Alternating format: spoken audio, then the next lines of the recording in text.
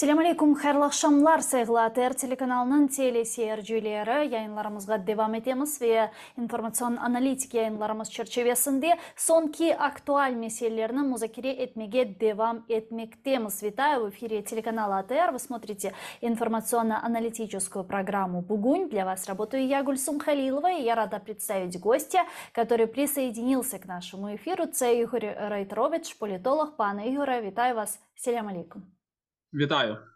Пане Игоре, ну что ж, в последние несколько дней в украинских социальных сетях, телеграм-каналах, в различных пабликах невероятное количество мемов по поводу того, что произошло в Белгородской области. И, наверное, самый популярный мем – это про создание БНР, Белгородской Народной Республики, и не только. Ну что ж, давайте начнем с этой темы, с нашумевшей темой. И хотелось бы услышать вот ваше мнение относительно того, что там произошло и продолжает происходить.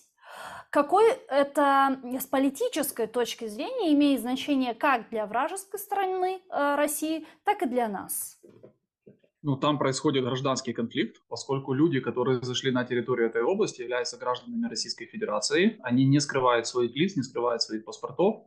Они заявили о том, что целью их действий является свержение путинского режима и построение в России нормального демократического государства.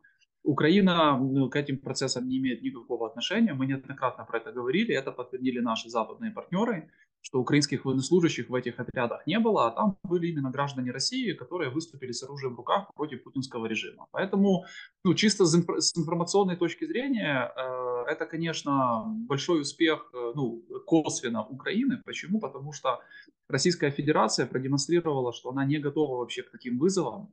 Система принятия решений оказывается парализованной как минимум на какой-то период времени. Доминирует там настроение паники, растерянности, нежелание брать на себя какую-то ответственность. И оказывается, что огромная страна со второй армией в мире, как они любили это раньше говорить, да, не в состоянии ничего сделать там, с небольшой ротой, которая заходит на их территорию. И, в принципе, может даже захватить какие-то там населенные пункты, крайне почтительно относится к местному населению, но при этом вступает в какие-то боевые столкновения с представителями российских силовых структур. И вот этот вот имиджевый удар, информационный удар, он был, конечно, колоссальный и где-то с катастрофическими последствиями на самом деле для российской власти.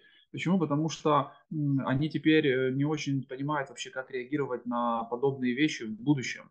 А то, что в будущем такое будет происходить, это, мне кажется, ни у кого не вызывает никакого сомнения. Тем более это был сигнал значительной части именно россиян, что не надо бояться. Можно в том числе против этой власти выступать и с оружием в руках, и пытаться каким-то образом прекратить эту безумную войну, которую ведет Россия против Украины. Но для этого надо поменять ту власть, которая эту войну, по большому счету, развязала. Ну и, конечно, это еще сигнал, знаете, такой международный, потому что я думаю, что за подобными событиями очень внимательно наблюдают, Китай. например, в том же Китае, да, и вот тут будет очень интересная история, я не удержусь, проведу небольшую историческую параллель.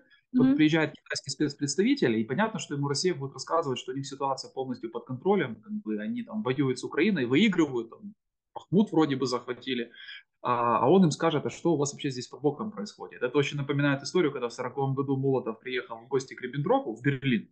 И ему там же нацисты рассказывали, когда Советский Союз был союзником именно еще нацистской Германии, что мы тут Англию буквально через 2 дня поставим на колени. А ночью они спустились в бомбоубежище, потому что британская авиация совершила налет на Берлин. И Молотов задал там вопрос: так если вы побеждаете, что мы делаем в подвале? И вот это очень будет похоже, в принципе, с визитом китайского спецпредставителя, потому что фон, конечно, у этого визита явно неудачный для российской стороны.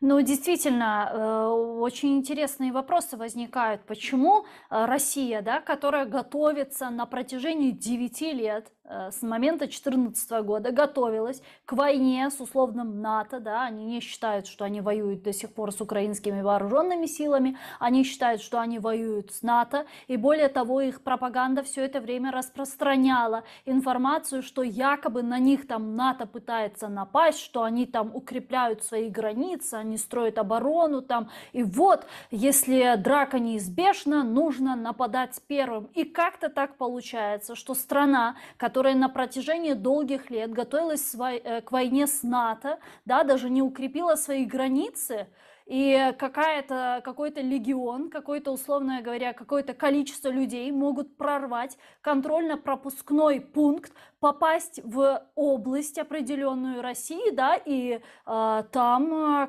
до сих пор продолжать находиться. Ну, это же резонанс. Ну, там еще более анекдотическая история. Они же потратили там миллиарды рублей и построили так называемую засечную черту. Ну, это как бы вот укрепление на границе, чтобы никто не мог как бы пройти с территории Украины на территорию России. А вот эти вот ребята с Легиона Свободы и Добровольческого корпуса, они просто взяли и обошли эту зачетную черту немножко выше. Да? То есть получается, что граница вообще не прикрыта, и ну, это шоковая абсолютно ситуация, потому что у тех же местных жителей возникают вопросы к своим властям, а что вы вообще делали, на что вы тратили деньги. Тут понимаете, почему так произошло? Россия очень нагло себя вела, очень так брутально, ну, как гопник из подворотни, и они, с одной стороны, рассказывали всему миру, что они воюют с НАТО, с другой стороны, они же прекрасно понимают, что никакое НАТО на них не собирается нападать. Если бы НАТО собиралась напасть или принимала какое-то непосредственное участие в этой войне, то эта война бы уже давным-давно закончилась. И она бы закончилась, понятно, поражением Российской Федерации, даже без использования ядерного оружия. И вот эта вот наглость, вот эта вот уверенность, что нам ничего не прилетит, она с ними сыграла очень злую шутку. Потому что оказывается, что король-то голый по большому счету. И тем более в ситуации, когда все войска, все возможные, более-менее прямоходящие, там, непокалеченные и так далее, просто перекинуты в Украину, у них границу охраняют ну, погранцы, которые, в принципе, не оказывали какого-то особого там, серьезного сопротивления. Ну и у них большое количество полицейских. Ну, с полицейскими вообще вышел анекдот. Они все собрались в местах там, каких-то дислокаций и срочно выехали в Воронеж. То есть они даже не собирались как бы, ну, принимать участие в отражении атаки непосредственно на территорию, которую они контролируют. Это, кстати, колоссально диссонирует с поведением, допустим, украинских полицейских, которые там в первые там, часы войны, они просто стали в строй и выполняли не только полицейские, но и непосредственно военные функции. Сейчас у нас в структуре МВД огромное количество людей воюет, то есть они как бы, ну, занимаются именно обороной своей страны. Российские полицейские, они, видимо, только привыкли там сбивать с бабушек какие-то деньги на рынках. Когда возникла угроза реально вот какого-то боестолкновения, они просто сбежали. И поэтому это еще в очередной раз показало, что Россия очень громко умеет кричать, но на самом деле ну, не представляет из себя более-менее какую-то серьезную силу. Но тем не менее, на чем зиждилась эта наглость, эта уверенность в том, что ничего не будет? Как бы они Ну, ни... смотрите, она жизнилась на том, что Россия имеет дело с демократическими странами, Мгм. которые не собираются решать какие-то вопросы с помощью агрессивных войн. То есть на самом-то деле россияне изучали те страны, с которыми они как бы ну, планировали, возможно, в будущем столкнуться. У них на России там ну, на продолжении десятков лет выходили все ключевые труды, которые касались политического строя, развития демократии, ну, в западных странах прежде всего. Но они же это делали с какой точки зрения? Что мы как бы вот их изучим, и когда они их изучили, они поняли, что это не их метод. И, соответственно, они могут вести себя нагло, так как они себя и вели. Вот это, к огромному сожалению, ну, реально проблема. Почему? Потому что это где-то еще и вина западных стран демократических, что они не подумали о том, что вот этой демократией и ихним нормальным отношением может воспользоваться просто неадекватная страна. Ну, что по факту Россия и сделала. И они до сих пор, кстати, уверены, хотя публично, конечно, они говорят другое, но они уверены, что никакого нападения там на Россию не будет, и НАТО никогда это нападение не планировало. Мгм. Но это и нападение никогда и со стороны НАТО, в принципе, и не планировалось. Такого не было. Это исключительно. Конечно, так смотрите, даже во времена там холодной войны, когда был Советский Союз, ну понятно, там тогда были какие-то там планы, но эти планы в основном строились на том, что мы не будем атаковать первыми, что мы будем наносить только удар в ответ, и, соответственно, как бы ну, никаких там устремлений еще там, непосредственно касательно там, захвата территорий и в помине не было. Просто мы сейчас имеем проблему, и эта проблема заключается в том, что 1/6 часть суши фактически занимает страна, которая находится физически в 21 веке, но живет по принципам 19-го, даже не 20-го, для которой важны какие-то там кровь и почва, как нацисты любили говорить, какие-то вот такие вот еще вещи, и поэтому они пользуются этим, и пользуются в том числе не слабостью демократического мира. Они просто ну, бьют демократический мир его же оружием, ну, по крайней мере, с точки зрения вот такой реакции. Но ничего, ситуация постепенно меняется, даже с точки зрения поддержки Украины видно, что демократический мир сделал определенные выводы, и теперь его уже врасплох Российской Федерации застать не получится. А как вы думаете, есть ли перспектива у этого легиона «Свободной России» и у русского добровольческого корпуса, который ставит перед собой цель освобождения от путинского режима всей России и непосредственно вот эти их дальнейшие возможные действия, в принципе, которые могут подвергнуть опасности путинский режим? Ну, у этого легиона свободы и добровольцев есть как минимум тактические перспективы, что, в принципе, они в Белгородской области продемонстрировали. Понятно, что говорить сейчас про какую-то там стратегическую инициативу достаточно сложно. Почему? Потому что ну, на России просто нет на сегодняшний день такого количества людей, которые готовы будут выступить с оружием в руках против российского режима. Пока нет. Возможно, они как бы появятся в будущем, но не факт. Но вот на тактическом уровне понятно, что, мне кажется, теперь количество симпатиков этого легиона и желающих в него вступить, или тех людей, которые занимаются какими-то партизанскими действиями, их немного, но они есть на территории России, ну, конечно, оно может увеличиться. Потому что, ну, что было продемонстрировано? Было продемонстрировано, что Давид может, ну, если не победить Голиафа, по крайней мере, нанести ему какой-то очень серьезный имиджевый, не только имиджевый урон, и уйти при этом безнаказанным. Что, в принципе, подтверждают все те видео, которые были выложены в сеть. С одной стороны, представители этого легиона свободы показывают абсолютно целую там технику и так далее. С другой стороны, россияне показывают какую-то там разбитую технику, но тут же сами же россияне в комментариях пишут о том, что ребята, ну вы хоть бы немножко больше денег потратили на операторов, потому что вы где-то технику эту провезли, повыгружали, сняли картинку, и теперь рассказываете, что ну, как бы это имеет какое-то отношение к тому рейду, который был в Белгородской области. То есть, на самом деле, ну, знаете, это принцип, когда вода камень точит. Надо начинать с чего-то малого, ну, а дальше оно может уже пойти более таким глобальным путем, ну, и закончиться очень плохо для России. Ну вот этот Легион Свободной России говорит о том, что у них там цель построения нормального демократического государства в России. Мне, честно говоря, с трудом верится, что в принципе вот такой строй в России, он реален и он возможен. Как вы думаете, насколько это про Россию? Насколько Россию в дальнейшем можно будет вернуть в принципе в международное правовое поле? Возможно ли это сделать? Возможно ли Россию просто обезвредить, денуклеаризировать, и чтобы та вот страна, она прошла, в принципе, путь нацистской Германии? Ну, знаете, у меня как у политолога тоже есть большие сомнения с точки зрения демократизации Российской Федерации в ближайшем обозримом будущем, поскольку ну, тот режим, который там сформирован, и самое главное, восприятие населением этого режима, пока нам не дает поводов ну, оптимистически смотреть в будущее свободной демократической России, к сожалению. Мгм. Там даже может быть, ну, как бы это страшно ни звучало, может быть даже хуже, чем при Путине, ну, с точки зрения вообще агрессивности и так далее, потому что, как правило, после каких-то поражений начинается там реваншизм, желание как-то компенсировать это все. Очень много вот таких вот ну, моментов, которые связаны с непониманием того, что происходило в прошлом, и, соответственно, эта злость, она как-то экстраполируется там на настоящее, и ну, исходя из этого, соответственно, ну, вряд ли там появится какое-то там демократическое правительство, которое опять начнет с нуля, как это было там в 91 году. Но с другой стороны, любые действия вот легиона того же Свободы, и их цель, ну цель понятна, они же не будут говорить, что мы хотим там повалить режим Путина и установить еще более худший режим.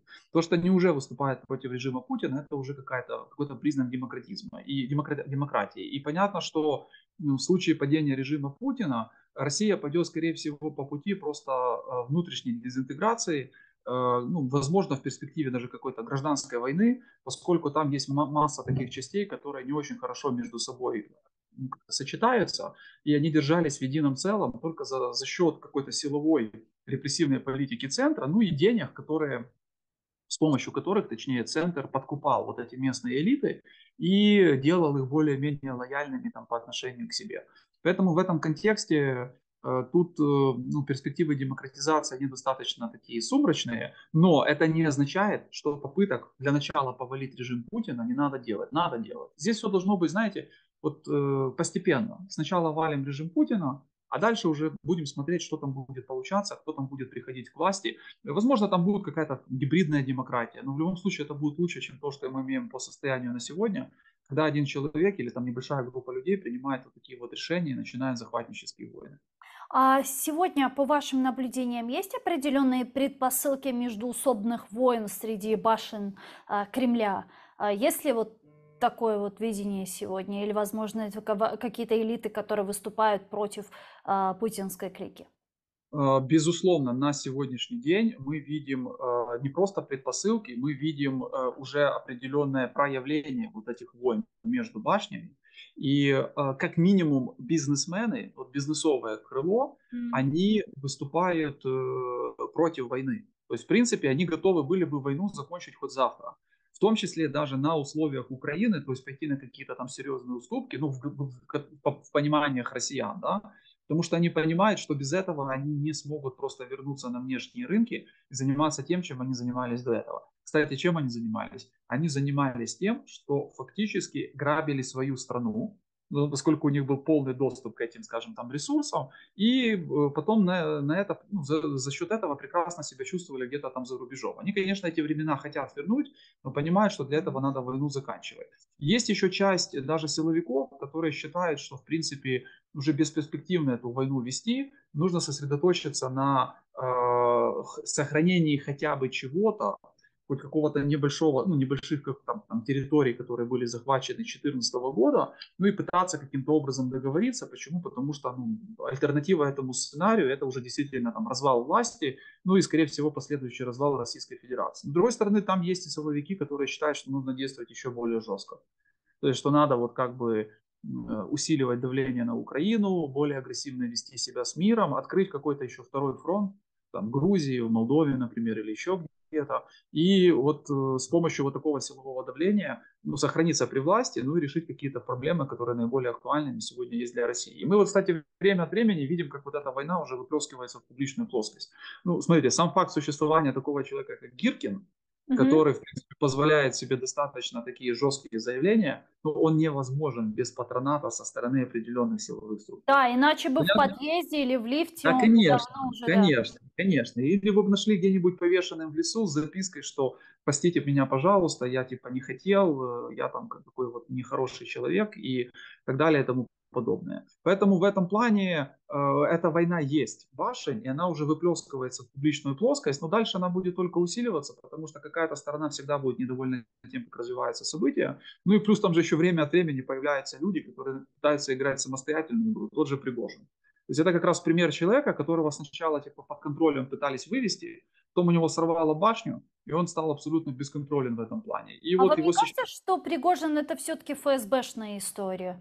Нет, да, понятно, что там есть, я же говорю, что его вывели туда, в принципе, не просто так. То есть за ним Мгм. стоят какие-то определенные структуры, но просто вот у меня сейчас есть уже сомнение, что эти структуры его полностью контролируют. То есть такое впечатление, что он понял, что у него есть ресурс, ну, в виде вот ЧВК Вагнер, и он может как бы попытаться сыграть в самостоятельную игру. Кстати, его последние заявления о том, что он будет выводить свои отряды там с Бахмута и так далее, они с чем связаны? С тем, что он понимает, что ему нужно хотя бы остатки этого ресурса сохранить. Ну, потому Мгм. что без этого ресурса его найдут в лесополосе или где-нибудь там в подъезде, да, и скажут, что он умер там от передозировки наркотиков. Поэтому там есть такие моменты, хотя, понятно, он контактирует с какой-то частью там силовиков, у него было на определенном этапе серьезные заигрывания, например, с тем же Кадыровым, где они пытались какую-то там фронту как бы создать. И он вот мечется постоянно, пытается к кому-то примкнуть, создать какие-то там коалиции. Ну, пока получается у него не очень хорошо, но за счет того, что ресурс Вагнера сохраняется, он пока еще на плаву.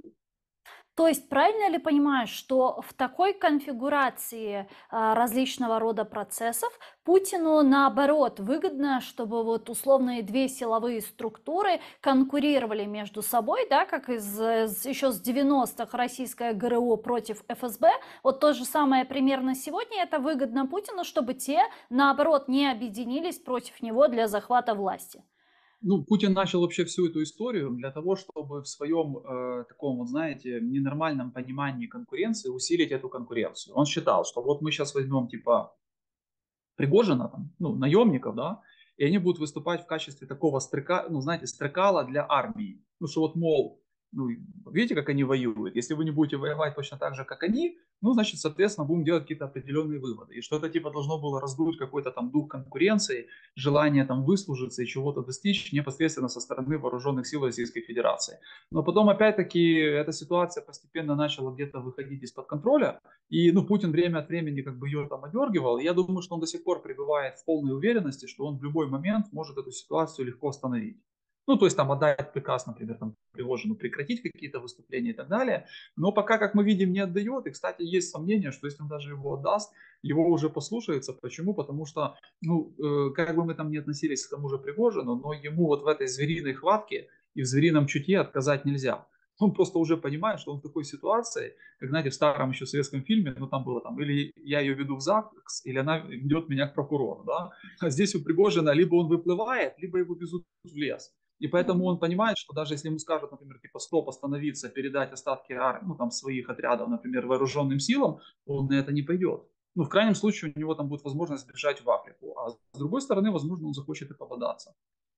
Ну, объективно мы же понимаем, что Россия уже двигаться вперед не может. Для этого у нее нет ни сил, ни ресурсов и ничего в принципе. И мы это видим условно по тому же Бахмуту, который является квинтэссенцией всей вообще линии обороны, линии фронта, когда они на протяжении 9 месяцев уже не могут захватить этот город. И жесточайшие бои все еще продолжаются, несмотря на их вранье о захвате Бахмута. Бои все еще продолжаются на северо-западном направлении Бахмута. И при этом никаких стратегических успехов российские оккупанты достигнуть не могут. Какая дальнейшая их тактика, дальнейшие их действия, дальнейшая возможная стратегия? Как вам видится, что они будут делать? Потому что логично было бы действительно, как говорит Пригожин, и неоднократно вот в очередном своем интервью он сказал, кстати, наверное, Пригожин это один из немногих российских вурдалаков, который время от времени говорит правду. Он сказал недавно, что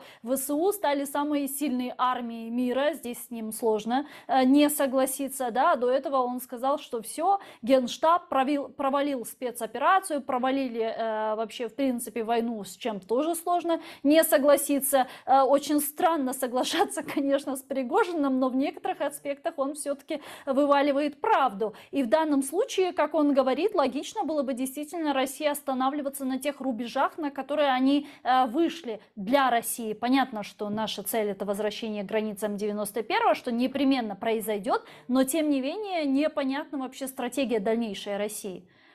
Ну, у них стратегия на самом деле очень простая, они про это так вот не прямо, но заявляют.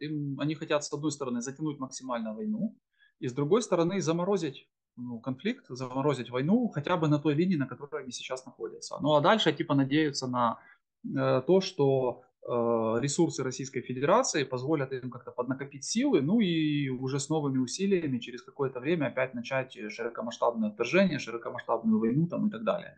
Вот это, в принципе, их цель. И это, кстати, цель, она не только военная, она и политическая.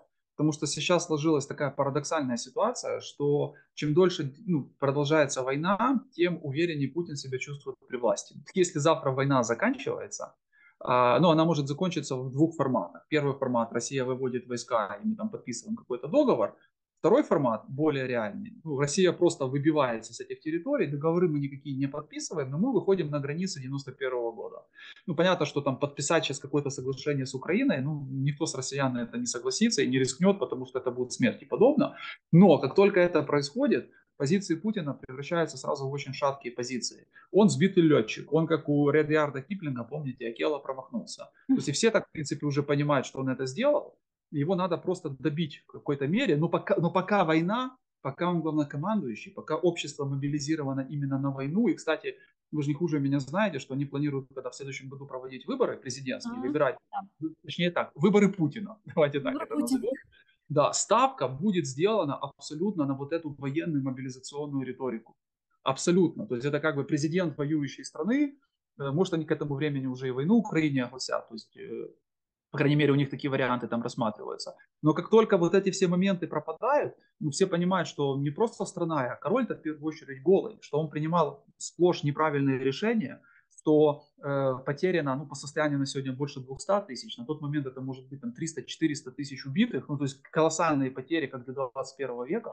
Там санкции, падение экономики, уровня жизни и так далее, и так далее, и так далее. И понятно, что возникнут вопросы, а может нам надо просто какой-то другой президент. Мы вот как бы его убираем и говорим, кстати, всему миру, что смотрите, виноват был только Путин, ну, он это все начал, его уже как бы нет, давайте нас прощайте, мы тут готовы демократизироваться, вот мы начали с вопросов про демократию, да, мы готовы там какие-то демократические реформы там делать, только дайте нам денег и поесть. Ну, как в 91 году, тогда же Россия просто там ножки Буша, вот эти вот все моменты, да, вы нам только дайте денег и поесть, а мы будем делать любые демократические реформы. Мгм. Поэтому для Путина, конечно, единственный сценарий – это максимально войну затягивать, ну и надеяться, что она выйдет к какому-то такому более-менее приемлемому результату для Российской Федерации. Кстати, таким результатом может быть там сохранение, пускай какого-то небольшой, но части временно оккупированных территорий Украины. Это можно будет подать, что победа. Почему победа? Потому что наши это территории, исконно русские, никто не захватил. Они как были неприкосновенными, так и остаются такими.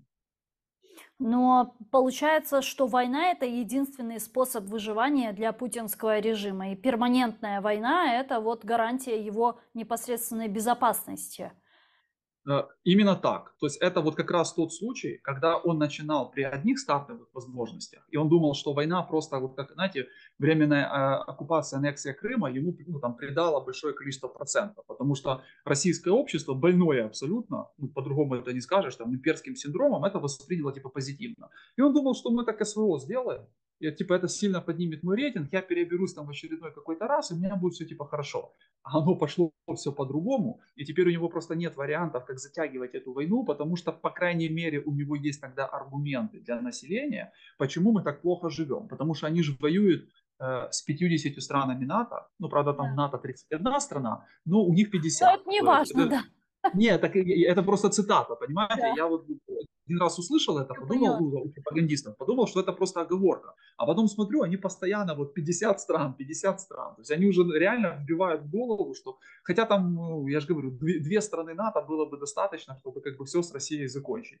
Ну, или там 3 страны НАТО, да, в этом плане. Но как бы у него сейчас такая ситуация, что он заложник, по сути, войны. И это, с одной стороны, смотрите, плюс, в каком плане? Что, ну, россияне рано или поздно могут эту аналогию просто провести и сделать соответствующие выводы. Элиты российские могут такие выводы сделать. Но это и минус, потому что это означает, что Путин будет цепляться руками и ногами вообще за любую возможность продолжения этой войны. Ему плевать на потери, плевать на убытки и плевать на все, что будет вокруг. Главное вот сохраниться при власти, а он будет при власти столько, сколько будет продолжаться война. Так а до каких пор это может быть? До каких пор вот этот конец, он где должен наступить? Потому что даже если, предположим, что Путин там пытается затянуть эту войну, этот конфликт до определенного там этапа, что вот, ну хорошо, как там говорят, Крым, ладно, окей, там Донбасс, ладно, окей, все, но это ведь уже невозможно. Это уже не 2014 год, не 15, не 16, не 17. Тот путь, на который вышел Путин с 24 февраля 2022 года, он же уже необратим. И Украина уже четко говорит, что мы будем идти до конца, до возвращения всех наших территорий. 91 год, включая Крым и Донбасс. И Путину опять выйти на вот этот уровень переговоров-то, давайте там по Крыму что-то порешаем, 15 лет, 20 лет или там по Донбассу и так далее, этого же уже не будет. То есть у него Этого, уже безусловно, не один будет. билет в один конец. Да, Разве у нет? него билет в один конец, или, как говорят вот на шахматном языке, он находится в ситуации цуксванга. То есть Мгм. как бы каждый следующий его ход хуже предыдущего. Он ухудшает его ситуацию. То есть он как бы куда ни походил, или как на России говорят, куда ни кинь, всюду клин. То есть, ну, в принципе, как бы для него эта ситуация патовая. И поэтому мы можем с уверенностью, в принципе, достаточно серьезной говорить о том, что речь идет о небольшом периоде времени. Мгм. Да, он может измеряться годами, но это не десятки лет, это даже не 5 лет, это гораздо меньший период. И у Путин просто вот в такой ситуации, ну, какое-то количество времени, конечно, может продержаться, но я думаю, что просто процессы внутри России ускорятся. Вот этот год уже показателен, а конец этого года будет еще более показателен. Плюс, смотрите, есть же еще важный очень момент. Мы про Мгм. него пока не говорим, хотя мы все ждем этого момента, это наступление вооруженных сил Украины, Да, да. которое кардинально просто может поменять ситуацию на фронте и, в свою очередь, существенно изменить ситуацию внутри России. Потому что как только начнется это наступление, мы уверены, верим и молимся о том, чтобы оно было там супер успешным, да, это же заставит поднять головы, с одной стороны, в России партию мира, которая начнет кричать: да, давайте отдадим те территории, они все равно не наши, скажем, что мы выиграли войну, потому что у нас ничего не захватили, ну, наших именно территорий, да, вот там в Белгородской области, например, ничего не захватили, и как бы и народ, извините, схавает. Ну, по-другому не скажешь. Вот россиянам это скажут, и они скажут: да, ну правильно, нам же говорили, что мы воюем там, чтобы не было войны здесь. Войны здесь нету, значит, это что, победа? Победа. Ну, пропагандисты там расскажут еще какие-то глупости. И, в принципе, большинство населения поверит. Но, с другой стороны, головы поднимут какие-то радикалы и скажут: Путин не способен управлять, да он вообще достал, да, там Шойгу, Герасимов, там продажные генералы, абсолютно как бы неадекватные. Давайте их снимать, валить и так далее. У них процессы забурляют в середине, это как бы закончится катастрофой. Поэтому вот фактор наступления, он может быть определяющий, он может на самом деле ситуацию очень быстро поменять. А вот Очень быстро.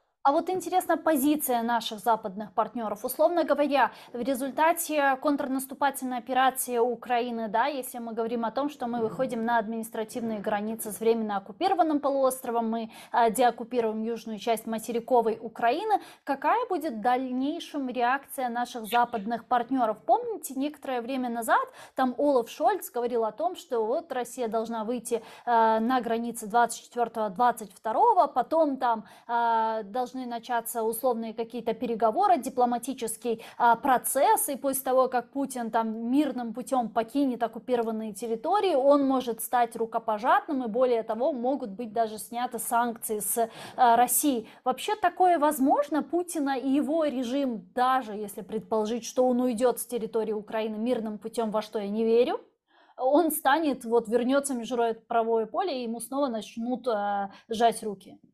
Не, ну, во-первых, я тоже не верю, что он идет мирным путем, это понятно. И никто ему руки жать не будет, потому что просто деоккупация территории – это же недостаточные условия. Надо же еще понести наказание за все преступления, которые совершались. Поэтому в этом плане вот именно конкретно Путин, это отработанный материал.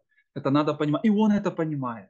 Он понимает, что если завтра даже он выведет все войска с территории Украины, и скажет, что он даже готов выплатить какие-то репарации, все равно это не будет означать там снятие всех санкций и его рукопожатость, потому что он уже в глазах всех абсолютно неадекват, который сидит там в бункере, да, и, соответственно, не понимает вообще, куда движется мир и в чем смысл там современной истории и современных каких-то политических, экономических и других процессов.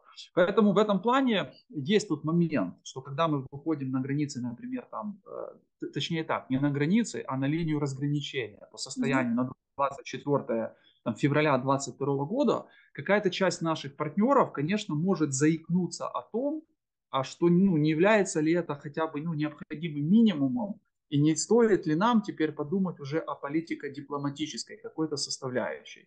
Тут есть два момента. Первый момент. Во-первых, далеко не факт, что наши вооруженные силы, когда разухарятся, решат останавливаться на вот этих вот линиях разграничения 24 февраля.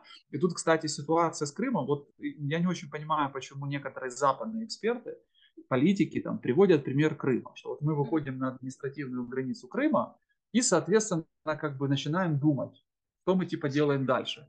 С военной точки зрения, я не военный эксперт, но про это говорят именно военные коллеги мои, да, с военной точки зрения освободить Крым с военной точки зрения гораздо проще, чем Донбасс. Гораздо проще. Просто за счет того, что это полуостров, который связан единственным мостом, и в принципе как бы этот вопрос можно решить достаточно. И там нет больших агломераций, ну типа там Донецка, например, да, и эти вопросы можно решить гораздо проще. Но понятно, что сценарии, которые нам начнут предлагать, кстати, такой сценарий предложил несколько дней назад, сегодня у нас, да, через 3 дня ему 100 лет будет Генри Киссинджер. Да, Как бы он, кстати. Что-то он, да, он, кстати, переобулся, пане Игорю. До этого он делал смотрите, какие-то да, с одной стороны, он говорит, я не сказал, пруть. да, да.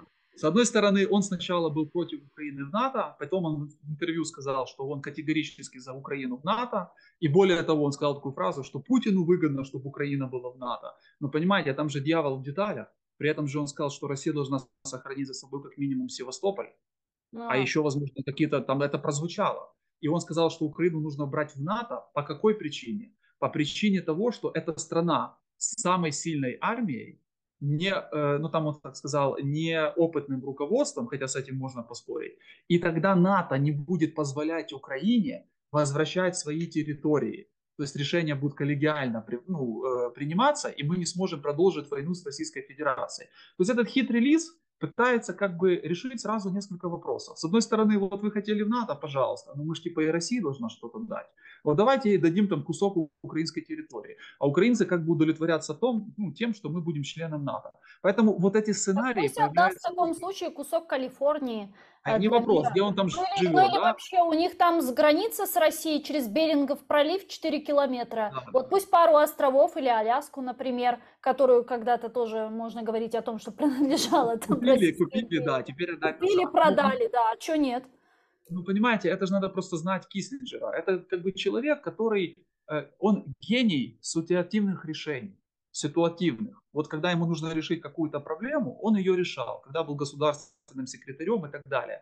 Но в глобальной перспективе, на стратегическом уровне, все, что он делал, оканчивалось совсем не так, как он хотел, и, кстати, не совсем удачно для тех же Соединенных Штатов Америки.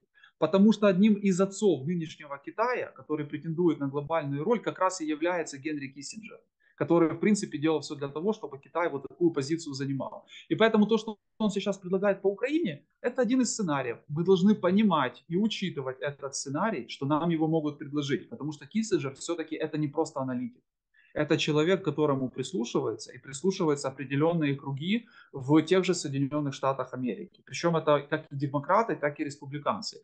И мы должны быть к подобным заявлениям, подобным сценариям готовы и иметь свои предложения, как от вот этих сценариев, невыгодных Украине, максимально отбиться. Но у нас сегодня, как вы думаете, четкая позиция по Крыму и по деоккупации полуострова? Потому Мне что кажется, помните, в начале широкомасштабного вторжения, когда была встреча украинско-российской делегации, ну вот после Беларуси они встречались в Стамбуле, да, в Стамбуле, если не ошибаюсь, где, кстати, был и лидер крымско-татарского народа Мустафа Джемилев, но он непосредственно не принимал участие на переговорах, он потом уже приехал в Долмабахче, но тем не менее, вот на этих переговорах и по результатам этих переговоров прозвучала цифра что-то 15 лет, что вызвало бурю просто эмоций, негодований среди украинского общества, украинского медиа. Мы непосредственно в своих эфирах обсуждали эту цифру 15 лет. Вообще, откуда она появилась? И если у нас 15 лет, а у нас их нет, потому что это все равно люди, это территория, которая подвержена пропаганде, это постоянные репрессии, это постоянное давление, это милитаризация, это укрепление и так далее. И этих 15 лет, условно, у нас нет. И после вот этих заявлений, если сравнивать с нынешним днем, позиция у нас стала более четкой, или же есть, на ваш взгляд, вот среди украинского истеблишмента в том числе некие разногласия в этом вопросе? позиция Украины максимально четкая из всех возможных. И я, честно говоря, нигде не видел, не слышал, может вы меня поправите, публично среди нашего истеблишмента какую-то другую позицию, кроме как границы 91 года. И, кстати, про Крым говорят прежде всего в том плане, что это первоочередная задача. Как в силу определенного символизма для России, так и в силу того, что на территории Крыма, кроме того, что там остались граждане Украины, там остались еще крымские татары, которых преследуют, против которых репрессии. Это очень важный момент, потому что Украина, как, знаете, многонациональное государство, этим вопросам уделяет значительное внимание, и мы не можем их как бы игнорировать. Мгм. Никаких там 15, 10, 7, 5 лет, они сейчас даже не рассматриваются. Это, конечно, не означает, к сожалению, что может измениться позиция, ну, под влиянием каких-то там определенных факторов, но по состоянию на сегодня она однозначна. И все действия, которые предпринимает наша власть, как бы мы там к ней не относились, кто-то там критикует, кто-то не критикует, но во время войны понятно, что все объединяются, да, они как бы пока стоят четко на позициях таких, что мы возвращаем все территории, а вот как они уже будут реинтегрироваться, ну вот вопросы там, например, административного устройства, поиска там и наказания коллаборантов там, и так далее и тому подобное, это уже все будет решаться в процессе. Сейчас главная задача эти территории вернуть. А потом мы уже будем думать о каких-то других, скажем так, вопросах. Но как бы на всякий случай, конечно, нам нужно очень внимательно просчитывать различные варианты, которые время от времени вбрасывают западные политики, там, политики других каких-то стран, какие-то сценарии, какие-то версии. Почему? Потому что может быть такое,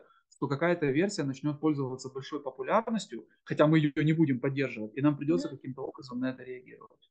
Но с другой стороны, пан Игорь, вы видите, как в последнее время активизировался вот весь мир и даже африканские страны, которые готовы представить свой план по урегулированию российско-украинской войны.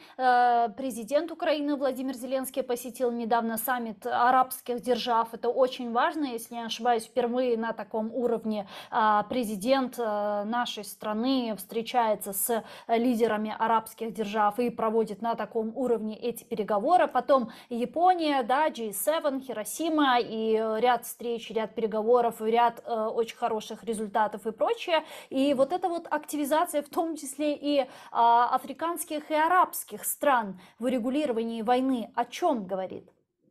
Значит, Какой смотрите, будет вот их вклад? смотрите, когда Китай, понятно, это отдельная история, М. у них свои там позиции, это страна с претензией на глобальное лидерство. Страны типа там африканских, которые сейчас, там Бразилия в том числе, латиноамериканские, которые выступают с мирными инициативами, я не знаю, я, может быть, сейчас скажу как-то не сильно политкорректную вещь, но как бы тут из песни слов не выкинешь, да. Эти страны просто банально, цинично пытаются примазаться к известности Украины. Ну, давайте это Мгм. так. Украина сейчас в центре геополитики. Ну, в силу очень печальных для нас обстоятельств, это понятно. И как бы мы это прекрасно понимаем, отдаем себе отчет. Но при этом понятно, что мы в центре внимания. И вся геополитика ключевая сейчас сходится на Украине. Более того, Украина такую роль будет играть в ближайшие 15-20 лет. Все футурологи, которые сейчас про это говорят, прогнозисты, они на это указывают. То есть, что это будет, потому что Россия создала такую ситуацию, когда по-другому уже невозможно. И Украина будет играть вот роль очень значимую не только в Европе, а вообще в мире. Потому что, почему там Китай, например, активизировался? Потому что идея о том, что международная политика делается и реализовывается в Европе, она актуальна и в 21 веке. И поэтому они вынуждены на это обращать тоже внимание. И эти страны просто таким образом хотят о себе напомнить. Сказать, что вот видите, мы тоже как бы принимаем участие в каких-то мирных переговорах, у нас тоже есть какие-то планы, мы там встретились с президентом Зеленским, ну то есть будут забирать время просто у нашего президента на то, чтобы там что-то предложить и так далее. То, что там эти планы нереализуемы, неадекватны, ну, например, африканские эти лидеры сказали, что наш план не предусматривает наличие российских войск на территории Украины для начала мирных переговоров. О чем дальше говорить? Ну, Украина то есть они прямо говорят о том, что наш план не предусматривает вывод российских войск или Мгм. предусматривает их присутствие на территории Украины. Ну, это же абсурд, да, то есть первый пункт украинского плана, все войска должны быть Вывод выведены, войск, тогда мы о конечно. чем-то начинаем говорить. Но при этом они же приедут, мы же их по протоколу встретим, они там наснимают каких-то видосиков, запишут какие-то комментарии с журналистами, и потом поедут, знаете, такими, вот про нас написали все мировые СМИ, потому что они про них напишут, ну реально напишут, что вот они были, Мгм. встречались с Зеленским, о чем-то там говорили и так далее. Поэтому это вот просто желание хайпануть на теме и заработать себе какие-то бонусы, там, дивиденды и так далее. Позиция более серьезных игроков, типа там Китая, возможно, Индии там в будущем, она, конечно, обусловлена уже геополитическими интересами, и к их планам надо относиться, конечно, более серьезно. Хотя эти планы не всегда, опять-таки, могут нам нравиться, потому что у Ну, них свое Но видение. план Китая это же не план, по сути. Это даже не дорожная Конечно, карта. Это, это это не просто... план, это не...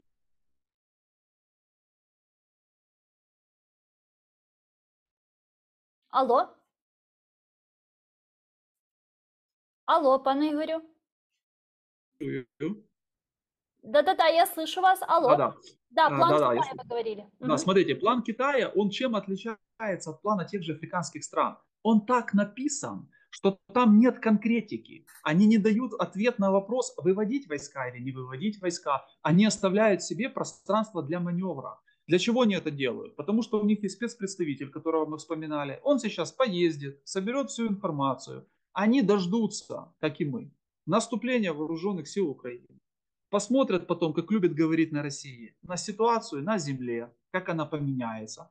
И если они увидят, что Россия кирдык уже окончательно начинается, они модифицируют сразу немножко свой план и скажут, так а мы всегда говорили о том, что уважение к суверенитету, территориальной целостности и границам 91 года. Пойдет М. ситуация как-то не так, затянется там эта война, Россия будет контролировать какую-то часть территории, они выступят с другой какой-то инициативой. Эта позиция Китая, она всегда так была, минимум с 80-х годов. И, кстати, к этой позиции в значительной мере с внешнеполитической точки зрения приложил руку Киссинджер, который тогда втягивал Китай в прямые переговоры со Штатами, подыгрывал ему, а теперь рассказывает, кстати, всему мировому политику о том, что Китай это проблема. Так, извините, а кто приложил руку к созданию этой проблемы?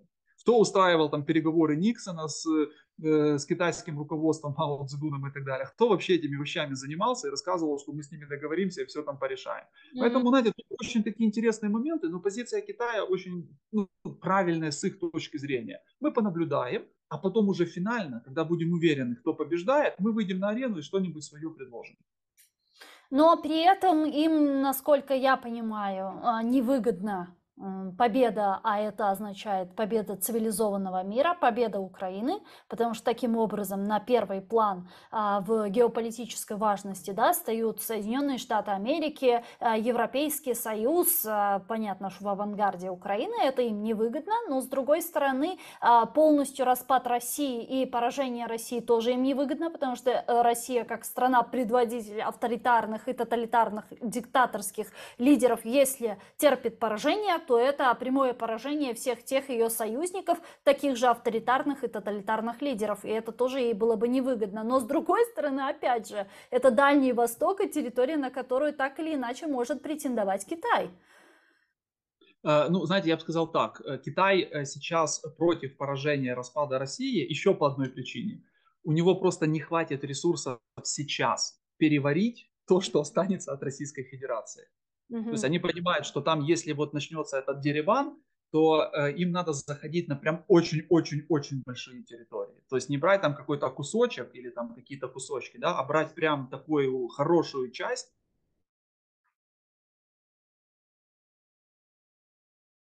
Например, от западных демократий, там, от Украины и так далее, Мгм. они не мыслят категориями там, 1-5 лет, в отличие от нас и других демократических стран. Они мыслят категориями 50+. У них последний план, который принял, был, он до 2055 года. То есть у них реально расписано вот наперед, как они куда будут идти, как они будут усиливать свое присутствие, влияние и так далее. Поэтому да, для них оптимальный как раз вариант, вот тут есть вот определенная опасность, это такая, знаете, заморозка конфликта.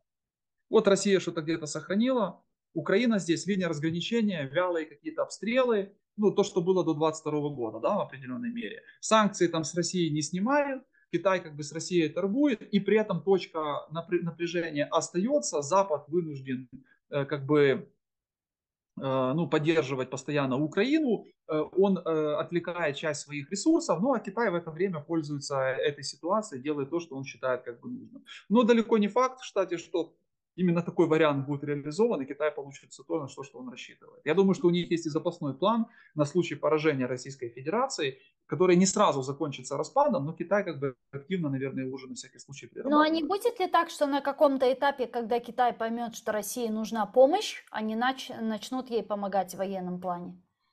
Смотрите, они в военном плане не начнут России помогать по одной простой причине. Я объясню почему. Очень простая причина, как бы у них просто на это нет ресурсов. Особенно на фоне, смотрите, на фоне модернизации своей армии. Мгм. Потому что война показала, которую Россия развязала против Украины. А китайская армия, давайте не будем забывать, как она вооружена. Что там в основе этого вооружения? Это та же техника, в основном, которую использует Российская Федерация. В основном. Ну, где-то там она какая-то модернизированная, ее, понятно, там где-то она улучшенная, но в целом это такая же техника. А война что показала? Что эта техника мусор, например, в сравнении с той техникой, которую мы получаем от наших западных партнеров. Ты можешь потратить 3 миллиона на танк, но этот танк там ракетой за 200 тысяч подорвет Жавелин. Ну, то есть, как бы математика очень простая. 3 миллиона 200 тысяч. Да? И все. И один человек с Жавелином может подорвать 10 танков. Поэтому, когда началась война, Блицкриг провалился, Китай сделал колоссальные из этого выводы. И на 20-м съезде коммунистической партии в 22 году они приняли пятилетнюю программу кардинальной модернизации вооруженных сил, потому что они поняли, что если у них будет конфликт за Тайвань с Соединенными Штатами, эта война для них закончится очень быстро, очень быстро. Даже, может быть, не с самими Штатами, а с Тайванем. И поэтому им нужно все силы бросать на свою модернизацию. Как при этом помогать России еще оружием, ну это как бы вопрос открытый. Им своего не хватает, они еще будут помогать россиянам. Ну и кроме того, они понимают, что если они это сделают, тогда вся торговля с Европой и Соединенными Штатами закончится. А они львиную долю всего, что зарабатывают там. Россия это минимум. Ну вот в их товаро, скажем так, обороте это слезы. Основное это американский рынок и рынок Европейского Союза. Но, знаете, вот мы сейчас говорили с вами про Китай и про позицию Китая, ее политику в отношении России, в отношении Украины Западом и так далее. И чем-то это похоже на позицию, оппортунистскую позицию Турецкой Республики. Вам не напоминает? Ну, Такая, безусловно. Турция тоже хороший пример. Ну, понятно, что у них претензии там больше на региональное, а не на глобальное лидерство, но они вот заняли такую позицию, что, смотрите, с одной стороны, категорически они не признают те завоевания, которые там временно совершила Российская Федерация. Они, надо дать должное туркам, они всегда территориальная целостность, Крым это Украина и так далее. Они помогают нам вооружениями, ну, продают, да, там гуманитарную помощь оказывают, помогают, принимают участие в обмене пленными. Тут очень важный момент, как бы, и Турция сыграла очень важную роль, за что мы им как бы очень благодарны. Но при этом они понимают, что они могут, извините, поиметь хорошую пользу с Российской Федерацией, потому что это вообще на самом деле анекдот, по-другому это не назовешь. На сегодняшний день Турция это фактически единственное окно в Европу для России. Вот Петр Первый его рубил где-то с другой стороны, да, а оно оказалось совсем не там. Оно оказалось, значит, в Турции, со страной, с которой Российская империя, по-моему, воевала больше всех 16 раз, да. 16 раз, да, я хотел сказать 15, 16, да, точнее, 16 раз воевала, и при этом оно на сегодняшний день, по сути, окно в Европу. Поэтому, ну, турки, нам, конечно, не нравится эта позиция, ну, нам бы хотелось бы, чтобы они там полностью там запретили им въезд в Турцию, отдых, там, торговлю и так далее, присылали нам, там, продавали там десятки, сотни байрактаров, и еще больше военной техники там и так далее. Но надо понимать, что ну, турки таким образом видят свои национальные интересы. У них есть возможность заработать. Тем более ситуация экономическая у них не ахти. Вы же не хуже меня знаете, там Да. проблемы на банковском рынке, землетрясение, которое ну прям очень сильно ударило. Это такая, знаете, такая катастрофа, которая не зависит от человеческого где-то фактора. И выборы сейчас. И поэтому единственное, что можно констатировать, что бы там ни произошло в политическом плане, они будут, с одной стороны, поддерживать Украину, но с другой стороны, они будут торговать с Россией. А до каких пор?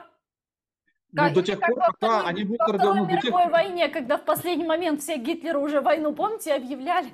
Даже есть, знаете, такая шутка, что, оказывается, во время Второй мировой войны, уже там, когда все страны стали объявлять войну Гитлеру, там какая-то маленькая страна, вообще практически неизвестная, тоже решила объявить войну, и когда пришли латиноамериканские страны, да, вот они там как-то массово в она последний называлась, день, ее да, да, даже на да. карте не нашли, эту страну. Но, знаете, ради справедливости я хочу сказать, что были принципиальные страны, которые занимали нейтралитет, например, Ирландия. И в день Мгм. смерти Гитлера посол Ирландии явился посольство Германии, пришли представители Ирландии, выразили соболезнования в связи с кончиной фюрера немецкого народа. То есть Боже. они занимали, ну, они просто занимали, знаете, такую очень нейтральную позицию и боялись, что их как-то втянут в войну. Но турки в этом плане, они молодцы в том плане, что они вот во Вторую мировую войну не влазили, не поддерживали, скажем так, Германию, хотя их всячески к этому склоняли. Это надо понимать, что там была сложная достаточно ситуация. Но сейчас они видят выгоду, и они эту выгоду используют. Но смотрите, по факту все равно это более выгоднее вот в определенной мере Украине. Почему? Потому что кроме территориальной целостности признания, байрактаров, там, гуманитарки, и, кстати, не только байрактаров, наши воины пользуются активно турецкими бронетранспортерами, очень хвалят их, говорят, хорошие машины, там, обмен пленными, гуманитарная помощь, зерновая сделка. Зерновая сделка, которая объективно выгодна Украине и выгодна Турции. И в этом плане роль Турции сложно как бы, ну, переоценить. Она, по сути, заставляет сейчас Россию пролонгировать эту сделку. Потому что Россия, может быть, от нее бы уже отказалась, но они сами себя поставили в такое положение, что они от турков никуда не могут деться. И они вынуждены будут ее пролонгировать. Это выгодно нам, поэтому ну, нам придется где-то, знаете, смириться с такой позицией Турции, понимая, что они просто исходят из своего видения ситуации. То есть России тоже важно и нужно сохранять отношения с Турцией, они завязаны на Турцию. Они чрезвычайно на сегодняшний день от Турции зависят. И именно поэтому я думаю, что зерновая сделка будет пролонгироваться столько, сколько необходимо. Вот они там выбивают там, на 2 месяца, закончится 2 месяца, Россия, понятно, начнет рассказывать, мы опять выходим, мы опять против. Кто тогда будет? Кылыч, да, Аглу, Кылычдароğlu. Мгм. да, да, Аглу, или там будет Эрдоган, на самом деле не важно, потому что они скажут России просто, ребята, или вы ее продолжаете, или вот сейчас все суда, которые стоят с товарами для вас, они просто не выйдут с портов. Мгм. И Турция имеет право это сделать. И все, и на этом все закончится, она будет сразу пролонгирована. Ну, действительно, очень многие задают вопросы, особенно в Украине, и даже мне очень многие спрашивают, а вот в случае, если победит турецкая оппозиция во главе с Кемалем Кылычдароğlu, не изменится ли политика и позиция Турции в отношении Украины, в отношении России, и каким образом она поменяется? Может ли условно там Кылычдароğlu и его команда полностью развернуться спиной и лицом к Западу и вообще прервать какие-либо отношения с Россией, какие-либо в принципе экономические и так далее отношения? Я считаю так, что это моя позиция, мое видение, моя аналитика. Возможно, вы с ней не согласитесь, а возможно, согласитесь. Мне кажется, что вот та политика, которую сегодня ведет Турция в отношении Украины, в отношении российско-украинской войны и Черноморского региона, это не партийная политика, это государственная политика, которая идет еще со времен Мустафа Кемаля Ататюрка. И даже если победит оппозиция, мне кажется все-таки, что после поддержки третьего кандидата Реджепа Таyyипа Эрдогана, у Эрдогана сейчас шансов больше, эта политика не поменяется, даже при приходе к власти оппозиции. При том, что оппозиция больше кемалисты, чем, например, Эрдоган. Это надо же Да. понимать, да, что они, по крайней мере, по своим каким-то заявлениям, они выступают больше такими проевропейскими в этом плане, чем та политика, которую проводит Эрдоган. Я абсолютно соглашусь с тем, что никаких принципиальных изменений не будет.